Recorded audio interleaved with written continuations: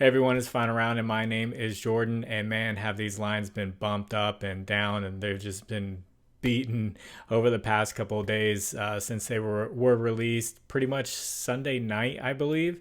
And they've just been all over the place over the past couple of days. So trying to find some value the day before or the day of is going to be a little bit difficult because everyone who has seen the value early on, they took it, and now we're trying to pick apart everything that's been changed. So a couple of things that do concern me for these games is the Miami Heat. Duncan Robinson will be returning. That could change a lot for someone like Caleb Martin or Jaime Jaquez. Caleb Martin and Duncan Robinson were a big part of their finals run last year. Terry Rozier will be out for this game. And the Miami Heat in general, all season long, it was very difficult to find a player that I liked for a prop that I liked, whether it's for their overs or unders. Like Jimmy Butler goes under on a lot of stuff, but can you really take Jimmy Butler under in a game like this? I'm not sure. So I'm staying away from the Heat players. And then the Bulls, they have Ayo Dosunmu is questionable. He's been out for a while. He plays a ton of minutes when he does play. And then Andre Drummond is a big piece off the center who gets about 20 minutes. He can just bring in a lot of boards, and that could change things for Vucevic. Dosunmu is definitely a guy I want to keep my eye out on because he can play well against the Hawks. The Hawks don't have a very good defense. The best matchup is going to be DeMar DeRozan, and his line has already been bumped up to 29.5. If I saw it much earlier, I would have said, okay, DeMar DeRozan is going to be the guy, but for him to score 30 points, he definitely can do it. So for the plays that I did find, you're going to see some of these are near even money, plus money. And we'll see images that come up on the screen. This will be from a data app called Outlier. So this first one, you may not even know who this is, but his name is Bruno Fernando. He's the backup center for the Hawks. He comes in, he plays about 20 minutes to back up Clint Capella. The Hawks will be without Jalen Johnson, their power forward, so maybe he gets a little bit of a minutes boost with the big man rotation, but still he mainly backs up Clint Capella. They have his points assist at 6.5. This is at minus 135. He's gone over this in 11 out of 13 games. I'm surprised this line is as low as it is. He's definitely going to get his 20 minutes because Clint Capella, he doesn't play like too many minutes. You're not going to see him play 40-minute games or anything like that. They're going to stick to their rotation when it comes to the big men, especially with potential foul trouble. So Bruno Fernando, he played against the Bulls on April 1st, so not too long ago, and he had 10 points and 4 assists against them. So in the 20 minutes, he's averaging 5 shots, and he's making 3 of them, and he's getting to the free throw line, and he's averaging 2 for 3. And then to add on assist really isn't that much. His points line was actually at 6 even, so to add assist is just a half. So he does get assist. Obviously, he just takes one, and it really helps out with this line. So he's just one of those aggressive guys. He comes in, he averages almost 4 fouls in those 20 minutes, and I doubt they care about his foul trouble. He's just going in there, being as aggressive as possible, and getting points and doing as much as he can in that short amount of time, and he's been doing it. So 11 out of the last 13 games, I expect him to come off the bench here against the Bulls like he did before, and just shoot the ball. And they're mainly really close shots. He's not a jump shooter or anything like that. He's just Bruno Fernando.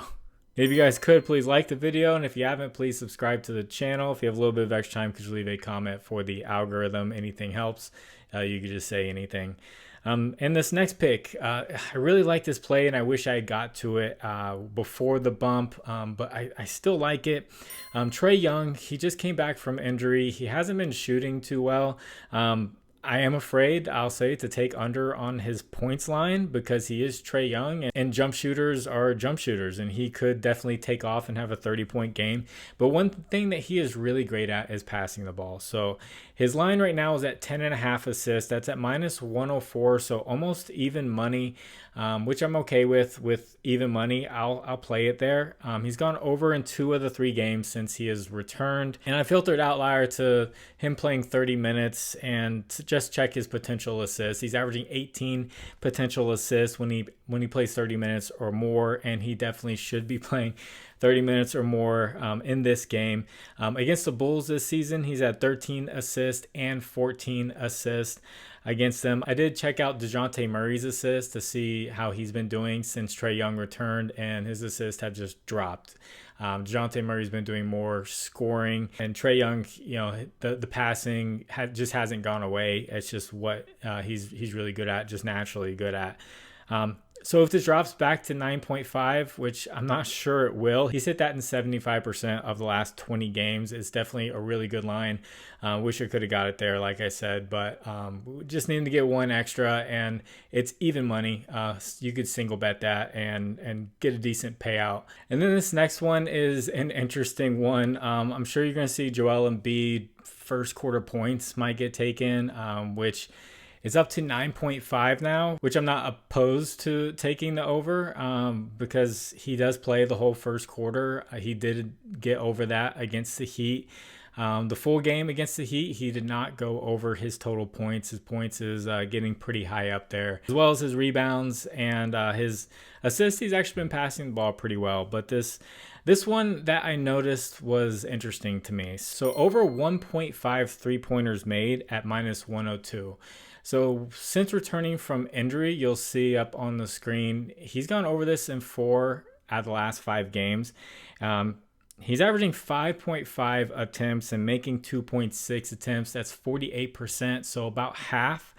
If he's taking 5 and he makes a little less than half, that's 2. He hits this and he goes over, and I'm just wondering why his volume has gone up. And just an assumption, he has a knee injury. He's definitely not 100%. So maybe he is settling for more 3-pointers instead of fighting in the post or trying to get a turnaround jump shot. And it's been working for him. So I don't see why he doesn't go back to that and he gets an open 3-pointer and he knocks him down. He did go up against the Heat and he hit 3 3-pointers against them on April 4th just recently. So for minus 102, once again, almost even money. I don't hate this play. You're going to have a lot of people taking his points and all that. I just felt like this was an interesting one that he's been hitting consistently since he's returned from injury. And I do want to shout out my partners, Underdog Fantasy, Sleeper, ParlayPlay, and ChalkBoard.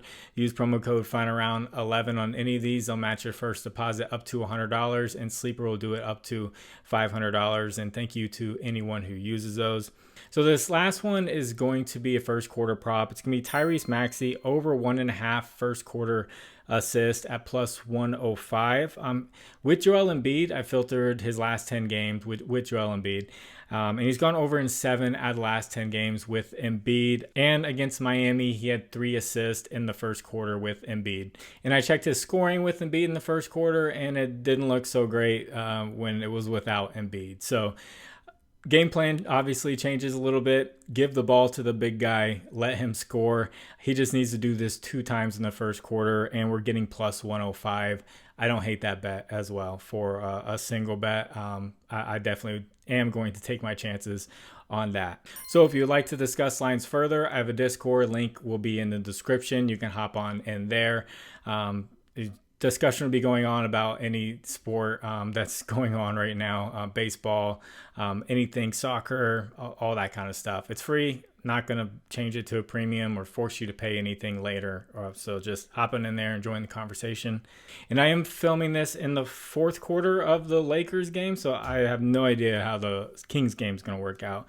But I do have a good idea about a recap for the props for that game. The Lakers game. So Austin Reeves got 3 points in the first quarter. So he went under that plus 110 play, first quarter points. And then Brandon Ingram got 5 points in the first quarter, hitting the plus 105. And then Rui Hachimura, I had someone come back and comment like, oh, this was a terrible play. Rui Hachimura rebounds was awful. And he's got 1 rebound through 3 quarters. All the data points to a play, and this is the playoffs, guys. All we have to go off of is regular season data and head-to-head matchups. Head-to-head matchups looked good. Regular season data looked good. And now they're playing in a game that can get them into a playoff spot. and he just didn't rebound well. Sometimes you can make good bets based off of historical data and they don't happen. If it happened every time, we would all be billionaires. So all the data was there, and I mean, maybe he pulls it off in the fourth quarter. I don't know. King gets 4 rebounds.